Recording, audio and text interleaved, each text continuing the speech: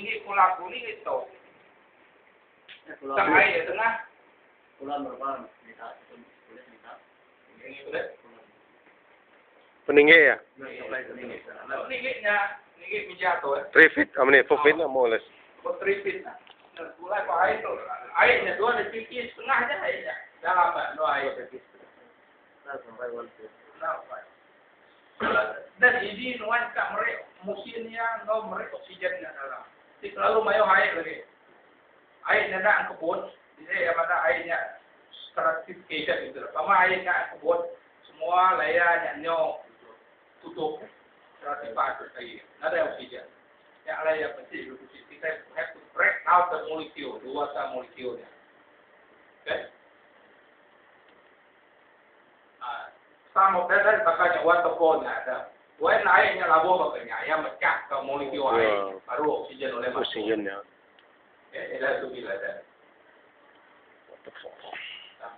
Sampai near my house lah. Tu lah dari Borau oksigen tu. Okay.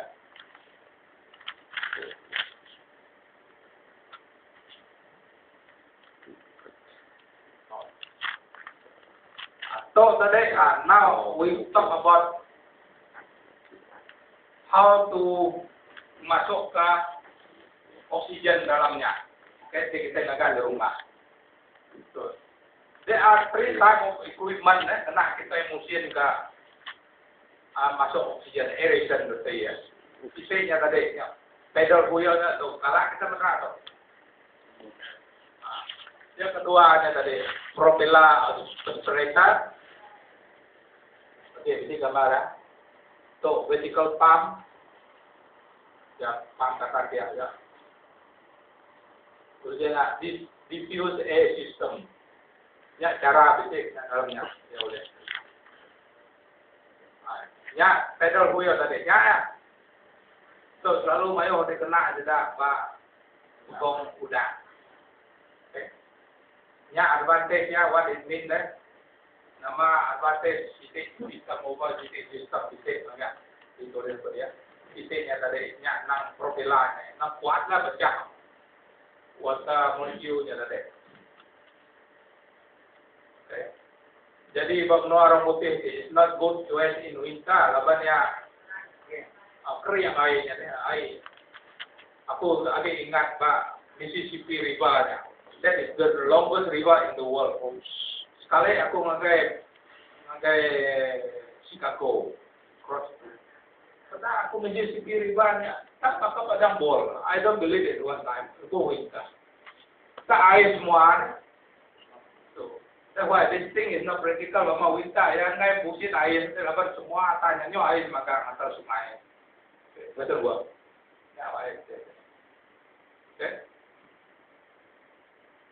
So, yang kedua, kedai propeller aspirator. Kata ya nyo nipu baru. Okay. Jangan saya tahu. Ya advantage of this thing lah. I don't have to explain to you how.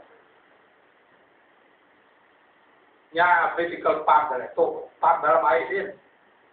Tujuan on ya nyo agak berubah. Okay. Pemawan na otet to dah on baga mai kan kurau dah buka tidak ya pun rido deh. Bapak ai nade rutenya. Oh, straight kepada aku. Okay. That is the what this stratification, this stratified water level let it go from the bottom. Ya, ini dah. The stratified level layer nyo katanya berlapis airnya tu dalam dia. Kita mesti agak ya berubah, makanya berubah lah, itu mecah, layarnya tadi, coba kita. Easy to install tu, just support baru dia, okay? Ya, keluar. So, this is the one that diffuse one. Cara kita ngagak tu, kita boleh kena pump makanya, tadi pump vertical pump. Ngagak kita PVC pipe. PVC pipe ya. Sebuah lubang. Drill lubang ini. Sebuah lubang. Sistemnya.